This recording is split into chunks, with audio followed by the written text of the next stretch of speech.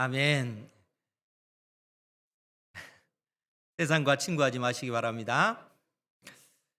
우리가 성경을 보면 성경은 구약 성경과 신약 성경으로 그렇게 이루어져 있잖아요. 그래서 성경은 무슨 책인가라고 했을 때 성경은 언약의 책입니다. 이렇게 여러분들이 정의하셔야 돼요. 왜 언약의 책인가? 언약이라고 하는 말은 계약이라고 하는 말이에요. 그러니까 계약한다는 것은 계약의 그 두 당사자가 있잖아요. 그거와 마찬가지로 성경은 언약의 책인데 그것은 하나님과 이스라엘 백성 사이에 맺은 언약에 근거하기 때문에 그런 것입니다. 그러니까 하나님과 이스라엘 사이에 언약을 체결하고 하나님께서 약속해 주시기를 나는 너희의 하나님이 될 것이다. 그리고 너희는 내 백성이다. 라는 그러한 이 언약의 공식 선언문입니다. 하나님은 이스라엘만의 하나님 되시고 이스라엘은 하나님만을 예배하겠습니다. 라고 하는 것이 언약의 그 내용이라는 것이죠. 그런데 이제 이러한 언약을 맺을 때 사실 그냥 맺는 것이 아니잖아요. 언약을 체결하는 그러한 의식을 갖게 되어지는데, 그래서 이제 고대 중동에서는 언약을 체결할 때 그 의식이 그 짐승을 잡아서 쪼갠 짐승을 잡은 상태에서 쪼개 놓으면은 어떻게 되겠어요? 그 밑이 붉은 피로 흥건하게 젖어 들겠죠. 근데 그 쪼갠 사이를 언약을 맺은 두 당사자가 걸어가는 거예요. 무슨 의미냐면 내가 당신과 맺은 언약은 내가 생명을 걸고 지키겠습니다. 라는 그러한 의미입니다. 그러니까 하나님께서 이스라엘 백성들에게 말씀하시기를 내가 생명을 걸고 반드시 너희들을 내 백성 삼겠다. 하나님께서 약속하시는 거예요. 동시에 이스라엘 백성들은 또 어떻습니까? 우리도 생명을 걸고 하나님만을 우리 하나님으로 섬기겠습니다. 다른 우상을 섬기거나 이방 사람들이 섬기는 그러한 신들을 우리는 섬기지 않고 오직 하나님만 우리 하나님 되십니다. 우리는 하나님만을 예배할 것입니다. 이런 의식을 그 언약식을 통해서 그러한 언약을 체결하게 된다는 거예요. 그러니까 이제 언약을 맺을 때는 사실 이제 이러한 중요한 의미가 담겨져 있고, 그래서 언약을 체결한 두 당사자에게는 기본적인 그 원리가 있는데 서로가 서로를 향해서 충성해야 된다는 거예요. 서로가 서로를 향해서 끝까지 충성하는 것입니다. 즉 하나님께서도 택한 백성 이스라엘을 자기 백성 삼으시기 위해서 충성하시는 거예요. 신실하시는 거예요. 끝까지. 이스라엘 백성도 하나님만을 섬기기 위해서 끝까지 자기의 생명 걸고 하나님만을 예배해야 되는 것이죠. 그런데 문제는 우리가 잘 알다시피 이스라엘 역사를 보면은 실상 그렇지 않잖아요. 이스라엘 백성들은 끊임없이 반역하는 그러한 그 모습을 보여줍니다. 그래서 하나님께서 택한 백성 이스라엘을 위해서 이 땅에 우리 주 예수 그리스도를 보내시고 우리 주님께서 택한 백성들의 모든 죄를 짊어지시고 십자가에 못 박혀 죽으신 것입니다. 그것이 바로 옛 언약을 새롭게 갱신하는 새 언약이라는 거예요. 그래서 누구든지 예수 그리스도를 믿음으로 말미암아 하나님의 자녀가 되는 권세를 얻게 되었고, 예수 그리스도를 믿음으로 말미암아 의롭게 되어진 우리는 이 땅에서 의로운 삶을 추구하는 그러한 삶을 살아가야 된다는 거예요. 그래서 야고보 장로가 네가 가지고 있는 그 믿음이 진짜냐? 진짜라면 너의 행함을 통해서 너의 믿음의 온전함을 보이라 라고 계속해서 권면하고 있는 것입니다. 그러니까 여러분들이 가지고 있는 그 믿음, 여러분들이 믿음으로 말미암아 구원을 받았다면 그 믿음이 진짜라는 것이 무엇을 통해서 드러나는가? 우리의 삶을 통하여, 행함을 통해서 나의 믿음이 온전해진다는 거예요. 야고보 장로가 그 사실을 계속해서 우리에게 강조하면서 말씀해 주고 있다는 거예요. 그런데 문제는 우리 자신을 보면, 여러분들 자신을 보면 정말 예수님을 믿고 구원을 받았지만 구원받은 자녀로서 그 삶을 살아가지 못하는 그러한 연약한 모습이 우리에게 너무나 많다는 것을 보게 됩니다. 그래서 야고보 장로는 오늘 야고보서 4장 1절에서 3절까지 그러한 우리의 모습, 예수 그리스도를 믿었지만 구원받았다고 그렇게 고백을 하지만 정작 우리 속에 우리의 그 구원의 그 증거가 드러나지 않는 그러한 연약한 그 모습을 이처럼 언급하고 있는 것입니다. 1절 말씀에 보면 너희 중에 싸움이 어디로부터, 다툼이 어디로부터 나느냐. 그러니까 너희 중에 예수 그리스도를 믿는 교회 공동체 안에서 일어나는 수많은 싸움들, 교회 공동체 안에서 서로 이 끼리끼리 모여가지고 다투는 이 다툼의 그러한 그 문제들, 이러한 문제들이 어디로부터 나느냐. 너희 지체 중에서 싸우는 정욕으로부터 나는 것이 아니냐. 그냥 정욕이 아니고 너희 지체 중에서 싸우는 정욕. 왜 너희 지체 중에서 싸우는 정욕이라 이렇게 얘기하겠어요? 우리의 마음을 살펴보니까 우리의 마음은, 우리의 속 사람은 진정 하나님의 말씀대로 순종하기를 원하는데 또 다른 내 속에 있는 어떤 또 다른 나 자신의 그 모습을 보니까 그것은 끊임없이 하나님의 말씀을 거부하는 그러한 무언가가 있더라는 거예요. 그것이 바로 죄다 하는 것이죠. 그러니까 너희 지체 중에 싸우는 정욕으로부터 나는 것이 아니냐라고 얘기해요. 그런데 여러분, 이 정욕이라고 하는 것은 그 의미 자체만 놓고 보면은 잘못된 이 갈망, 잘못된 어떤 욕망을 의미해요. 그런데 우리가 구약 성경에 보면 하나님께서 이스라엘 백성과 언약을 맺으시고 이스라엘 백성들에게 좀 더 하나님과 우리가 어떤 관계인가를 쉽게 설명해 주기 위해서 비유를 들어서 말씀해 주시는데, 그 비유가 뭐냐면은 남편과 아내의 그 관계예요. 하나님께서 남편 되시고 택한 백성 이스라엘이 아내의 그 역할을 하는데, 하나님께서 어떤 그 말씀을 하시냐면, 지금 남편과 아내의 그 관계가 되면 남편은 누구만 사랑해야 되겠어요? 아내만 사랑해야 되겠죠. 아내는 남편만을 사랑해야 된다는 거예요. 그런데 만약에 남편이 아내를 사랑하지 않냐고 다른 여자를 사랑하면 어떻게 돼요? 그것은 음행하는 거잖아요. 아내가 남편 외에 다른 남자를 사랑하면 그건 역시 음행하는 겁니다.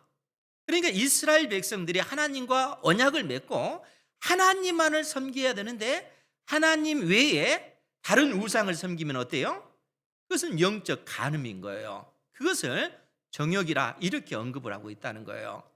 그러니까 우리는 하나님만을 예배하고 하나님만을 사랑하고 하나님을 의지하는 그런 믿음의 삶을 살아야 되는데, 하나님 대신에 이 세상을 사랑하게 되면 그것이 영적인 그 간음이라는 거예요. 그것이 정욕이라는 것입니다. 그러니까 너희들 가운데 나타나는 수많은 다툼들, 너희들 가운데 나타나는 수많은 싸움들이 어디서 시작이 됐느냐? 너희들 속에 있는 그 정욕에서부터 나온 것 아니냐라고 지금 얘기하고 있는 거예요. 뿐만 아니라 2절에서도 또 뭐라고 얘기하냐면, 너희는 욕심을 내어도 얻지 못하여 살인하며 시기하여도 능히 취하지 못함으로 다투고 싸우는도다. 너희가 얻지 못함은 구하지 아니하기 때문이요, 구하여도 받지 못함은 정욕으로 쓰려고 잘못 구하기 때문이라. 지금 하나님의 택한 백성에게, 예수 그리스도를 믿는 우리에게 지금 이 말씀을 해주고 있다는 거예요. 그러니까 너희는 욕심을 내어도 얻지 못하여 살인하며, 예수 그리스도를 믿는 사람에게 지금 그 얘기를 하는 거예요. 그런데 여기서 이제 욕심이라고 하는 이 단어 자체는 좋은 의미예요, 나쁜 의미예요? 나쁜 의미잖아요. 그런데 원래 이 욕심이라고 하는 이 단어 자체는 중립적인 그 의미입니다. 에피디메아라고 하는 이 단어는 중립적인, 강한 열망을 의미해요. 그러니까 하나님께서 우리 인생을 창조하실 때 여러분들 모두에게 눈이 있고 코가 있고 입이 있잖아요. 그거와 마찬가지로 하나님께서 우리 인생을 창조하실 때 강한 열망을 모든 사람에게 다 주셨어요. 열정을 주셨어요. 열정. 이 열정은 나쁜 거예요? 좋은 거예요?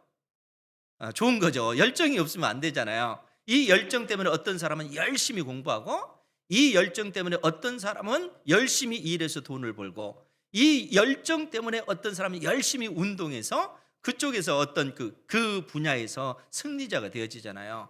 이 열정이라고 하는 것은 굉장히 좋은 거라는 거예요.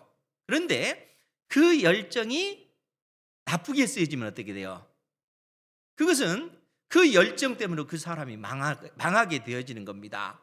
지금 야고보 장로가 표현하는 너희는 욕심을 내어도 얻지 못하여 살인하며 시기하여 질투하여도 능히 취하지 못함으로 다투고 싸우는도다. 너희가 얻지 못함은 기도하지 아니하기 때문이요, 기도하여도 받지 못함은 정욕으로 쓰려고, 선하게 쓰는 것이 아니라 잘못된 그 욕망으로 쓰려고 잘못 구했기 때문에 그렇다. 하나님께서 그렇게 말씀하시는 거예요.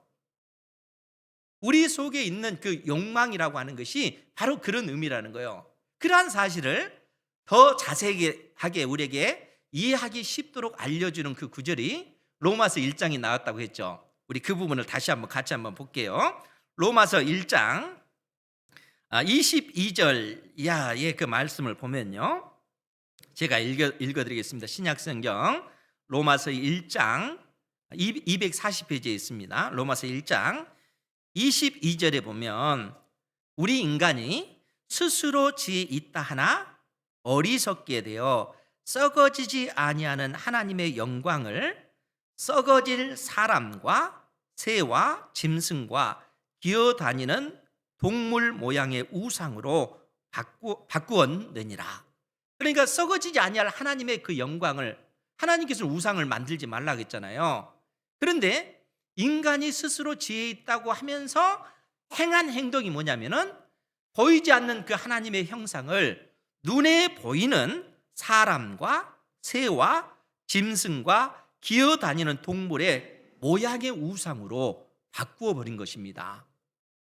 그러니까 바울 사도가 24절에 뭐라고 얘기했냐면은 그러므로 하나님께서 그들을 마음의 정욕대로 더러움에 내버려 두사. 여기서 이 정욕이라고 하는 이 단어가 에피디미아라고 하는 단어예요. 그러니까 강한 열망을 얘기하는 거예요. 그러니까 하나님께서 그들의 마음의 강한 열망대로 더러움에 내버려 두니까 그들의 몸을 서로 욕되게 하게 하셨으니 이는 그들이 하나님의 진리를 거짓 것으로 바꾸어 피조물을 조물주보다 더 경배하고 섬깁니다. 그러니까 그들의 그 강한 열망이 하나님께로만 가야 되잖아요. 그들은 마음을 다하고 목숨을 다하고 뜻을 다하여 주 너희 하나님을 사랑하라 하신 말씀처럼 하나님만을 사랑해야 돼요. 그런데 이 강한 열망이 어떻게 돼요? 하나님을 그처럼 사랑하는 것이 아니라 마음을 다하고 목숨을 다하고 뜻을 다하여 우상을 섬기는 일로 이렇게 바뀌어져 버렸다는 거예요. 그러니까 진리를 거짓된 것으로 바꿔버린 것입니다.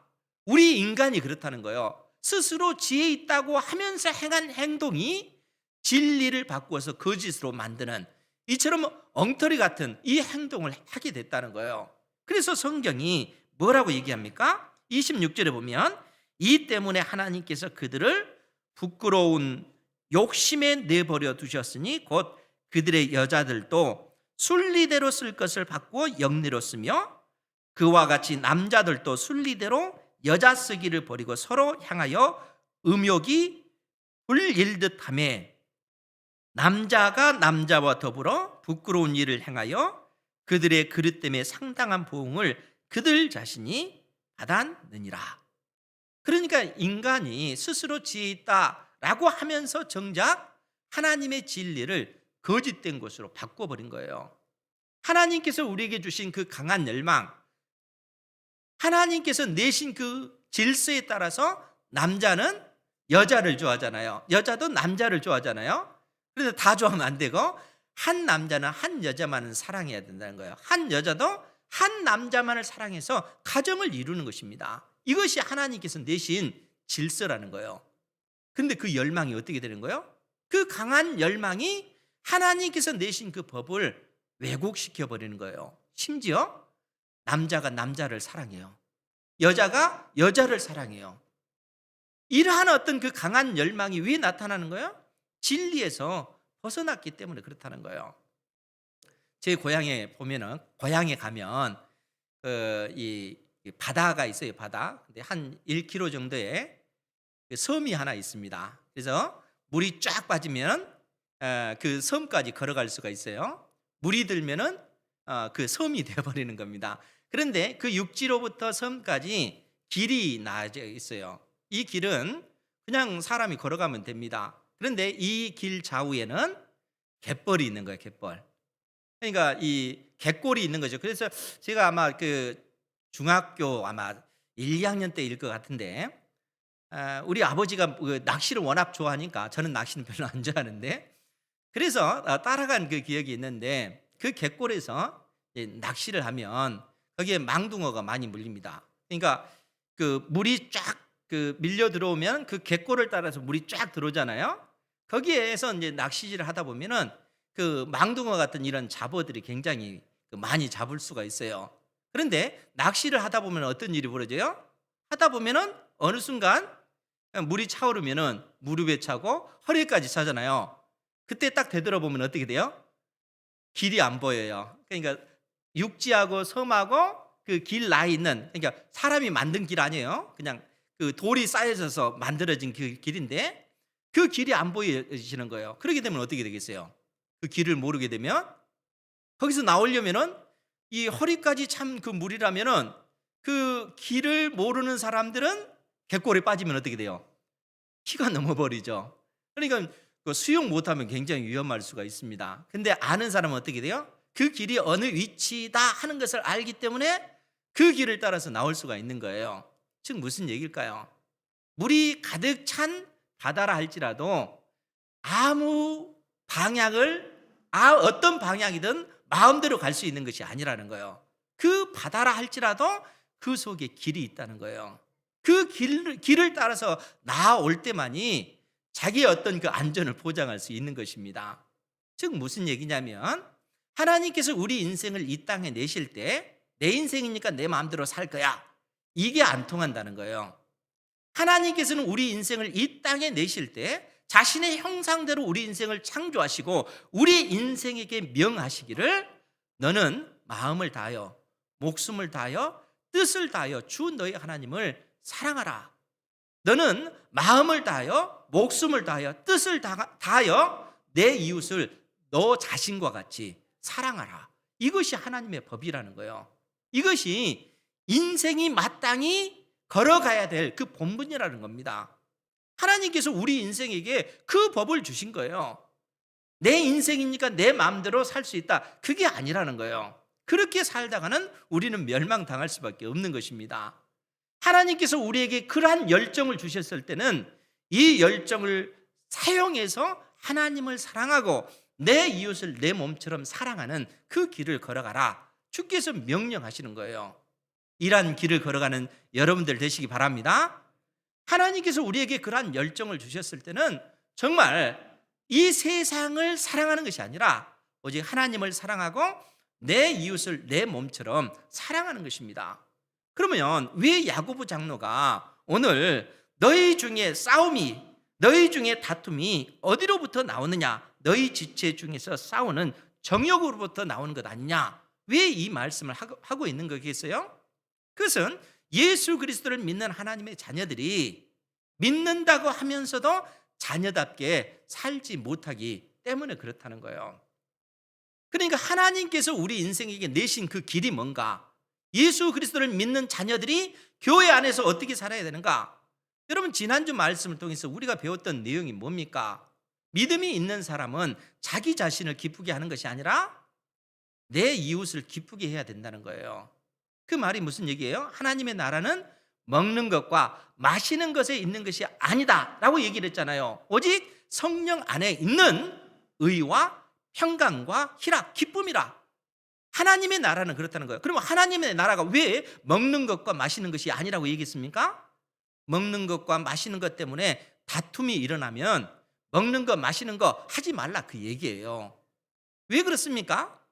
먹는 문제로 인해서 그들 가운데 문제가 생겼기 때문에 그래요. 믿음이 연약한 형제는 우상에게 드려진 그 음식을 먹지 않아요. 믿음이 있는 사람들은 하나님께서 모든 어떤 것들을 깨끗하게 했는데 믿음이 없어서 그렇게 의심하느냐, 이렇게 함으로써 믿음이 연약한 사람들을 책망한다는 거예요. 그러면서 믿음이 있다라고 생각하기 때문에 그 사람들 앞에서 마음껏 배불리 먹음으로써 자기 자신을 기쁘게 하는 거예요. 그러면 형제는 어떻게 해요? 믿음이 연약한 형제는 그로 인해서 고통을 당하는 겁니다. 그럴 때는 어떻게 되겠어요? 나를 기쁘게 하는 것이 아니라, 먹는 것을 통해서 나를 기쁘게 하는 것이 아니라 먹지 않음으로써 형제를 기쁘게 하는 것입니다. 그것이 예수 그리스도를 믿는 하나님의 자녀들의 삶의 방식이라는 거예요. 하나님께서 우리에게 요구하시는 내 이웃을 내 몸처럼 사랑하라 라고 하는 그 계명의 말씀이 그 내용이라는 거예요. 그래서 우리가 지난주에도 봤지만 야고보서 3장 17절에 오직 위로부터 난 지혜는 첫째 성결하고 이렇게 언급하면서 18절에 화평하게 하는 자들은 화평으로 심어 의의 열매를 거두느니라. 그러니까 예수 그리스도를 믿는 사람들은 이 화평하는 사람, 화평의 씨앗을 심고 인내의 터널을 지난 다음에 의의 열매를 거두게 된다는 거예요. 인내의 터널, 견디는 삶입니다. 연약한 사람들이 하나님의 사람으로 성장하기까지 인내하고 기다려주고 그들을 품어주는 그러한 삶을 살아야 된다는 거예요. 그것이 예수 그리스도를 믿는 하나님의 자녀들이 갖는 마음의 그 품성이라는 거예요. 지금 야고보 장로가 우리에게 그 사실을 말씀해 주고 있다는 거예요. 그러니까 하나님의 사람이라고 하나님 앞에 서 있으면서도 정작 하나님의 뜻을 이루기 위해서 하나님 앞에 기도하는 것이 아니라 자기의 정욕을 이루기 위해서 기도하면은 그 기도를 하나님께서 받으시겠는가 하는 거예요.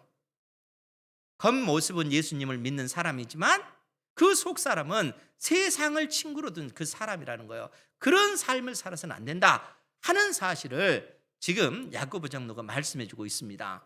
그러면서 예수님을 믿는다고 하면서도 이 세상을 버타고 있는 그러한 사람들을 향해서 오늘 4절 말씀에 뭐라고 얘기하냐면, 간음하는 여인들아, 세상과 벗된 것이 하나님과 원수됨을 알지 못하느냐. 그런즉 누구든지 세상과 벗이 되고자 하는 자는 스스로 하나님과 원수되는 것이니라. 지금 하나님께서 이 말씀을 해주고 계시는 거예요. 그러니까 여러분, 이 언약 관계를 생각해 보면 아시겠죠? 남편과 아내의 그 관계를 생각해 보면 아시겠죠? 그렇지 않습니까? 남편이 자기 아내만을 사랑해야 하잖아요. 그래서 다른 여자를 사랑하면 어떻게 돼요? 그러면 안 되잖아요. 그건 간음하는 것이잖아요. 우리가 하나님을 사랑하지 아니하고 이 세상에 소망을 두게 되면 그것은 영적으로 하나님 앞에 간음하는 그러한 행동들이라는 거예요. 우리가 하나님의 자녀답게 나의 믿음이 있음을 나의 삶을 통해서 드러내지 못하면은 지금 하나님께서 하신 말씀처럼 간음하는 여인들아, 이런 책망이 우리에게 주어지는 것입니다. 믿음이 있음에도 불구하고 그 믿는 대로 우리의 삶을 통해서 나의 믿음이 있음을 드러내지 아니하고 이 세상과 벗하게 되면 하나님과 원수되는 그러한 관계가 된다는 거예요. 그러한 우리를 향해서 하나님께서는 오늘 5절 말씀에 뭐라고 말씀하시냐면, 우리 5절 말씀을 같이 한번 보겠습니다. 시작. 너희는 하나님이 우리 속에 거하게 하신 성령이 시기하기까지 사모한다 하신 말씀을 헛된 줄로 생각하느냐. 아멘. 이제 여러분들이 이 구절을 잘 생각을 하셔야 돼요. 왜냐하면 너희는 하나님이 우리 속에 거하게 하신 성령이 시기하기까지 사모한다 하신 말씀을 헛된 줄로 생각하느냐. 사실 이제 이 구절 때문에 이제 학자들 간에 굉장히 그 논란이 많습니다. 왜냐하면 여기서 표현된 우리 속에 거하게 하신 성령이 이 성령 하나님을 얘기하는 것인가? 아니면 그 영, 이 원문에 의하면은 이게 성령으로 번역되어질 수도 있고요. 또 그 영, 그 영혼으로 번역되어질 수가 있습니다. 그래서 우리 지금 이 성경 자체는 성령으로 이렇게 표현이 됐지만 표준 세번역 같은 경우는 그 영혼으로 표현이 됐습니다. 사람의 영혼으로 그렇게 표현이 됐어요. NIV 성경도 그렇게 되어져 있고, 그래서 이제 학자들 가운데 이 표현이 성령이다, 아니다, 사람의 영혼이다, 이렇게 이제 표현하기도 하는데, 제가 봤을 때는 전체적인 어떤 그 문맥의 흐름을 놓고 봤을 때는 성령보다는 사람의 영혼을 가리키는 것이 더 적절한 표현으로 생각되어집니다. 왜냐하면 창세기 2장 7절에 보면 우리가 잘 알다시피 여호와 하나님께서 땅에서 흙을 취해서 이 사람을 만드셨잖아요. 사람을 만드시고 그 코에 생기를 넣으사 생명이 되게 하셨다, 살아있는 존재가 되게 하셨다는 거예요. 뿐만 아니라 전도서 12장 7절에도 우리 인생이 죽어질 때, 우리의 육체가 흙으로 변해질 때 그 모습을 언급하면서 흙은 여전히 땅으로 돌아가고 영은 그것을 주신 하나님께로 돌아가기 전에 기억하라. 그러니까 우리의 그 영혼은 하나님께서 우리에게 주셨다는 거예요. 하나님께서 우리의 영혼을 주셨다라는 이란 어떤 그 흐름과 오늘 또 이 문맥의 그 흐름 자체가 그렇습니다. 그래서 5절에 있는 그 말씀을 너희는 하나님이 우리 속에 거하게 하신 성령을 시기하기까지 사모한다 하신 말씀을 헛된 줄로 생각하느냐, 이렇게 번역하는 것이 더 좋을 것 같아요. 다시 한번 말씀드릴게요. 너희는 하나님이 시기하기까지 사모한다 하신 말씀을 헛된 줄로 생각하느냐, 이 표현이에요. 하나님이 시기하기까지 사모한다. 그러면서 그 그 안에 있는 너희는 하나님이 우리 속에 거하게 하신 그 영혼을 시기하기까지 사모한다 하신 말씀을 헛된 줄로 생각하느냐. 즉 하나님께서 우리의 영혼을 시기한다는 거예요. 우리의 영혼을 질투한다는 거예요. 그럼 왜 하나님께서 우리의 영혼을 질투하겠어요? 우리가 온전히 하나님을 사랑하지 아니하고 세상을 사랑할 때 하나님께서는 그런 우리를 향하여 질투하시는 하나님이라는 거예요. 그래서 여러분 출애굽기 20장 5절 말씀에 보면 내 하나님 여호와는 질투하는 하나님인즉 이렇게 말씀하셔요. 우리 하나님은 질투하시는 하나님. 어느 때 질투하신가 하면 하나님 외에 다른 우상을 섬길 때. 그래서 출애굽기 34장 14절에도 너는 다른 신에게 절하지 말라, 여호와는 질투라 이름하는 질투의 하나님임이니라, 이렇게 언급을 하고 있습니다. 그러니까 하나님께서는 우리의 영혼을 질투하시는 거예요. 어느 때 우리가 하나님 외에 다른 신들을 그 우상을 섬기거나 이 세상을 사랑할 때 하나님께서는 우리를 향한 질투하시는 하나님이시라는 거예요. 왜냐하면 언약 관계 자체가 그렇잖아요. 여러분 그렇지 않습니까? 아내 된 여러분들은 남편만을 사랑하는데 그 남편이 여러분을 아내인 그 아내를 사랑하지 않고 다른 여자를 사랑하면 어떻게 해요? 질투할 수밖에 없잖아요. 얼마나 속이 상합니까? 남편도 역시 마찬가지잖아요. 자기 아내가 나 외에 다른 남자를 사랑한다면 어때요? 그 마음에 불이 막 일어나지 않겠어요? 우리 하나님이 그러시다는 거예요. 하나님과 우리 사이의 그 언약 관계가 그러하기 때문에 하나님께서는 생명을 걸고 우리를 사랑하시는 거예요. 우리를 끝까지 하나님 참여 삼으시기 위해서 하나님께서 하신 그 열정, 그 열망이 무엇입니까? 이 땅의 독생자 예수 그리스도를 보내셔서 십자가에 못 박혀 죽기까지 우리 주님께서 십자가에 못 박혀 죽으셨잖아요. 왜 그렇습니까?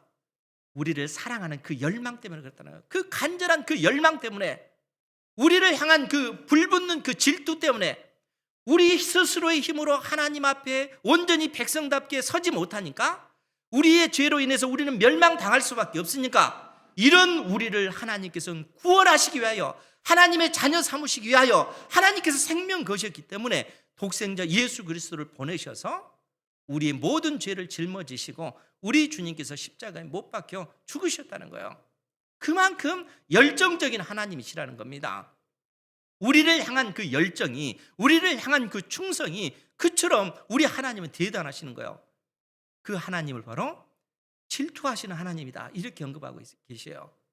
우리를 하나님의 자녀 삼기 위해서 그처럼 질투하시는 하나님이시라는 거예요. 그럼 우리는 어떻게 되겠어요? 우리도 그래야 해야 한다는 거예요. 우리도 역시 하나님을 향하여 그처럼 사랑해야 되는 겁니다. 마음을 다하고 목숨을 다하고 뜻을 다하여 주 너의 하나님을 사랑하라 하신 말씀처럼 그처럼 사랑해야 돼요. 동시에 내 이웃을, 우리 이웃을 사랑함에도 있어서 똑같아요. 내 마음을 다하고 목숨을 다하고 뜻을 다하여 내 이웃을 내 몸과 같이 사랑하라. 이것이 하나님께서 우리 인생에게 주신 그 계명이라는 거예요. 하나님의 자녀는 마땅히 그 길을 걸어가야 되는 겁니다. 그것이 우리 인생의 마땅한 본분이라는 거예요. 그런데 예수 그리스도를 믿고 나서 구원받은 우리는 어떻습니까? 우리 속에 그러한 열망이 있는가 하는 거예요.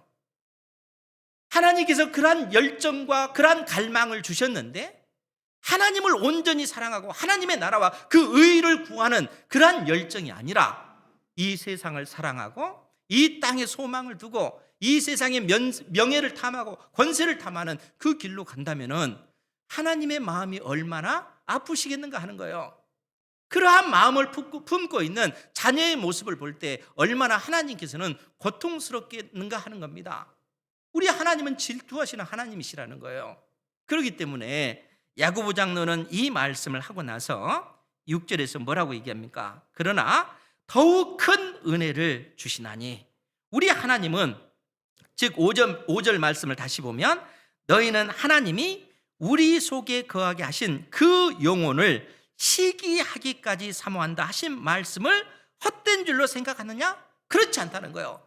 우리 하나님은 질투하시는 하나님이시기 때문에 그런 가운데 하나님을 의지하는 그 믿음의 백성들에게 더욱 큰 은혜를 주시나니, 그러므로 일렀으되 하나님이 교만한 자를 물리치시고 겸손한 자에게 은혜를 주신다 하였느니라. 교만한 자가 어떤 사람이겠어요? 하나님을 믿는다고 하면서도 하나님을 사랑하지 않고 이 세상을 의지하는 사람들입니다. 그런 사람들을 향하여 교만한 자라 그렇게 얘기하는 거예요. 겸손한 자는 누구였어요? 하나님을 온전히 사랑하는 것이죠. 하나님을 온전히 의지하는 것입니다. 내 힘과 내 능력으로 살아가는 것이 아니라 하나님의 은혜로 내가 구원받았다는 것을 아는 사람입니다. 여러분, 우리 인생의 그 모습을 한번 보세요. 자기 능력으로, 자기의 어떤 힘으로 살아갈 수 있는 인생이 있을까요? 여러분, 하나님께서 햇빛을 주시잖아요. 하나님께서 공기를 주시잖아요. 하나님이 여러분들이 살 수 있는 이 땅을 주셨잖아요. 여러분의 힘으로, 여러분의 능력으로 사는 것이 아니라는 거예요. 하나님께서 이 모든 것들을, 사람이 살 수 있는 그 환경을 다 주셨기 때문에 사람이 살 수가 있는 것입니다. 사람에게 하나님께서는 건강을 주셨고, 사람에게 지혜도 주셨고, 사람에게 어떠한 능력, 여러분들 각자가 가지고 있는 고유한 그 재능과 그 능력도 하나님께서 주셨기 때문에 그 은혜로 우리가 살아가는 겁니다. 하나님의 은혜가 아니면 한순간도 살아갈 수 없는 존재라는 거예요. 이 진리를 깨닫는 사람은 하나님 앞에 어떤 모습이겠어요? 온전히 겸손하게 엎드릴 수밖에 없습니다. 내 속에 선한 것이 없습니다. 하나님의 그 의롭다 하시는 그 은혜가 아니면 내가 살아갈 수가 없습니다. 오직 하나님께 영광을 돌릴 수밖에 없습니다. 그 사람은 교만할 수가 없어요. 그래서 야고보 장로가 지금 우리에게 하신 그 말씀이 하나님이 교만한 자를 물리치시고 겸손한 자에게 은혜를 주신다 하였느니라. 그런즉 7절 말씀에 너희는 하나님께 복종할지어다. 마귀를 대적하라. 그리하면 너희를 피하리라. 그래서 우리는 하나님께 복종해야 된다는 거예요. 마귀를 대적해야 되는 거예요. 이 세상을 대적해야 되는 겁니다. 내 속에 치열하게 하나님의 말씀에 어긋나는 그 열망, 그 죄악된 그 열망을 다스려 나가야 되는 거예요. 치열한 영적 싸움을 싸우면서 하나님의 사람답게 우리가 서가야 되는 겁니다. 그러할 때 하나님 앞에 우리가 은혜를 입는 거예요. 야고보 장로가 계속해서 하는 얘기가 뭡니까? 8절 말씀에 하나님을 가까이 하라. 그리하면 너희를 가까이 하시리라. 죄인들아 손을 깨끗이 하라. 두 마음을 품는 자들아 마음을 성결하게 하라. 여기서 두 마음이 어떤 마음이에요? 예수 그리스도를 믿는 사람들에게 지금 하는 얘기예요. 네가 가지고 있는 믿음이 진짜라면 너의 삶을 통해서 보여야 될 것 아니냐. 그런데 믿는다고 하면서 정작 내 자신을 기쁘게 하는 삶만 살아요. 이웃을 기쁘게 하는 삶이 아니라 나를 위한 삶을 산다고요. 하나님 대신에 자기 자신이 하나의 어떤 그 기준이 되어지는 겁니다. 그것이 두 마음을 품는 것입니다.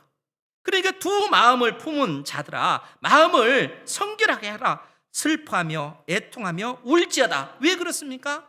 내 속에 하나님의 자녀답게 살기를 원하지만 그러하지 못하는 연약한 내 모습을 보고 하나님 앞에 애통하며 슬퍼하며 애통하며 울 때에 너희 웃음을 애통으로 너희 즐거움을 근심으로 바꿀지어다. 주 앞에서 낮추라. 그리하면 주께서 너희를 높여주시리라. 그러니까 우리가 하나님 앞에 애통해 하는 마음으로 엎드려서 하나님의 은혜를 구하면 하나님께서는 그러한 우리를 긍휼히 여기신다는 거예요. 이 세상의 즐거움을 따라가는 그 삶이 아니라 그 즐거움 대신에 근심으로 하나님 앞에 엎드려 이 세상을 기뻐하는 그러한 것 대신에 하나님 앞에 엎드려 통곡할 때 하나님께서는 그러한 우리를 긍휼히 여기신다는 거예요. 그래서 주 앞에 낮추라. 그리하면 주께서 너희를 높이시리라. 이렇게 말씀하고 계시는 겁니다. 사랑하는 성도 여러분, 우리가 이 땅에서 어떠한 삶을 살아가야 되겠는가 하는 거예요. 하나님 앞에 우리가 구원받은 하나님의 백성이라면 내가 믿음으로 말미암아 구원받았어. 나는 구원받았으니까 내 마음대로 살아도 돼. 이게 아니라는 거예요. 구원받은 하나님의 백성이라면 여러분들 속에 가지고 있는 그 믿음이 진짜라면 여러분들의 행함을 통해서 그 믿음을 온전하게 만들어 가야 된다는 거예요. 이 땅의 삶을 통해서 우리의 인생길을 통해서 내가 가진 그 믿음이 하나님 진짜입니다. 나의 삶을 통해서 하나님 앞에 드러내는 것입니다. 하나님께서 야고보 장로를 통해서 이 교훈을 우리에게 내리고 있는 것입니다. 사랑하는 성도 여러분, 여러분들이 가지고 있는 그 믿음이 진짜라는 사실을 여러분들의 인생을 통해서 증명하시기 바랍니다. 그러할 때 하나님께서 여러분들을 기뻐 받으시고 하나님의 그 영광을 여러분들의 삶을 통해서 드러내시는 것입니다. 이러한 은혜를 누리는 우리 은행교회 모든 성도 되기를 주님의 이름으로 축원드립니다. 기도하겠습니다. 거룩하신 아버지 하나님, 귀한 생명